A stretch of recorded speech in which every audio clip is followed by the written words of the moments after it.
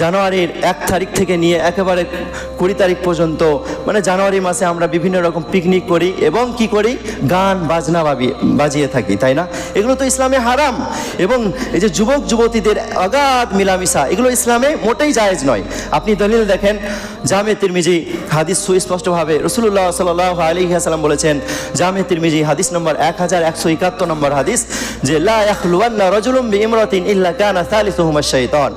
কখনো কোনো পুরুষ কোনো মহিলা নির্জনে একাএকি কোনো পুরুষের সাথে না থাকে, কখনো কোনো মহিলা নির্জনে একাএকি কোনো পুরুষের সাথে না থাকে, কেননা সেই অবস্থায় তাদের তৃতীয় সাথী হয় শয়তান। তার মানে এই যে আপনার জানুয়ারি মাসে নতুন বছরের শুভেচ্ছা জানানোর জন্য দেখা যায় যে নারী পুরুষ তারা গ্রিটিংস কার্ড লিখে, প্রেমের কবিতা মানে শের শায়েরি লিখে একে অপরকে দেয়াদি করে। এগুলো হচ্ছে মানে ব্যভিচারের অতি নিকটবর্তী আমল। আর এ বিষয়ে মহান আল্লাহ পবিত্র গ্রন্থ আল কোরআন 17 নম্বর সূরা বানী ইসরাঈল বা সূরা ইসরা, সূরাটির দুটি নাম, আয়াত নম্বর 32, আল্লাহ রাব্বুল আলামিন বলেছেন, ওয়ালা তাকরাবুজ জিনা ইন্নাহু কানা ফাহিশাতাও ওয়া সাআ সাবিলা।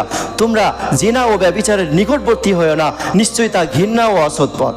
অতএব প্রিয় ভাই আমার, আমাদেরকে এ বিষয়ে সচেতন হতে হবে যে আমাদের ছেলেমেয়েরা যাতে এই দিনগুলিতে নোংরামো না করে। তারা ডিজে বাজিয়ে তারা জমিন মাটি কাঁপিয়ে দিচ্ছে, কিন্তু আপনি মরে দেখেন, আপনার সন্তান যদি মরে তাহলে মাটির ভিতরে আল্লাহ রাব্বুল আলামিন আপনাকে কাঁপাবেন, বুঝতে পারছেন?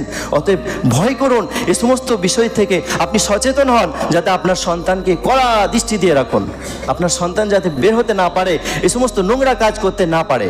কেননা আপনি যদি এই বিষয়ে অবহেলিত হন, অসচেতন হন, তাহলে আপনি সহিহ বুখারী মুসলিমের হাদিস স্মরণ করুন।